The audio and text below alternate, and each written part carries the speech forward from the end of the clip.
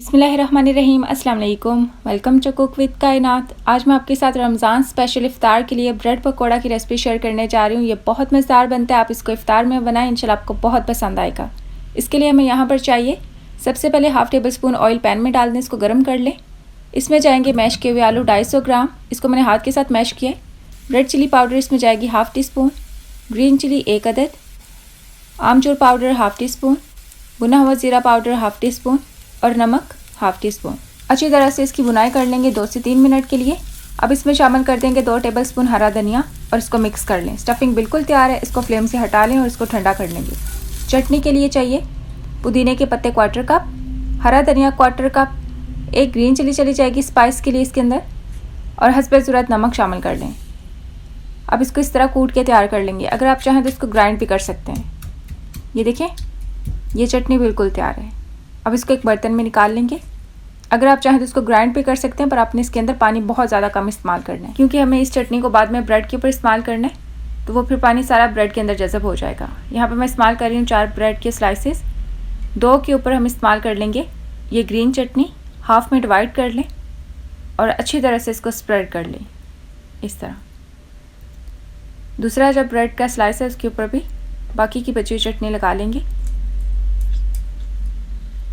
इसको भी स्प्रेड कर लें। अब इसके ऊपर जाएगी ये ठंडी की हुई स्टफिंग। आलू की स्टफिंग आप हस्बे ज़रूरत इस्तेमाल कर सकते हैं, जितनी आपको अच्छी लगती है, और दोनों के ऊपर बराबर डिवाइड कर लें, इस तरह प्रेस कर लें। अब ये जो ब्रेड का स्लाइस है इसके ऊपर लगा लेंगे हॉट चिली सॉस, इसको अच्छी तरह से स्प्रेड कर लें और इस तरह इसके ऊपर रख देंगे। जो दूसरा ब्रेड का स्लाइस है उसके ऊपर भी लगा लें और इस तरह इसको भी सेट कर लें। अब यहाँ से सेंटर से इसको सैंडविच के जैसे कट कर लें इस तरह। ये देखें स्टफिंग। इसी तरह जो दूसरा ब्रेड है उसको भी काट लिए। अब इसके लिए बेसन का बैटर तैयार कर लेते हैं। इसके लिए चाहिए 1.5 कप बेसन, हाफ़ टी स्पून नमक, red chilli powder half teaspoon, हल्दी पाउडर 1/4 टी स्पून, 1 चुटकी बेकिंग सोडा और हस्बे ज़रूरत पानी के साथ इसको तैयार कर लें। बैटर आपका दरमियाना सा होना चाहिए, ना ही बहुत ज़्यादा पतला ना बहुत ज़्यादा गाढ़ा। ऑयल को मैंने पहले गर्म होने के लिए रख दिया था। अब ये जो ब्रेड का स्लाइस है इसको बैटर के अंदर अच्छी तरह से कोट कर लेंगे। इस तरह आपने चारों साइड से इसको कोट कर लेने। बैटर को अच्छी तरह से लगाने के बाद इसको फ्राई होने के लिए ऑयल में डाल दें। दूसरा भी इसी तरह कर लेंगे। अगर आप चाहें तो बेसन की बैटर की क्वांटिटी डबल भी कर सकते हैं, नहीं तो आपने इस तरह इसको हाथ की मदद से अच्छी तरह से बैटर लगाना है इस तरह, ताकि सारी और बैटर अच्छी तरह से लग जाए। अब इसको फ्राई होने के लिए डाल देंगे।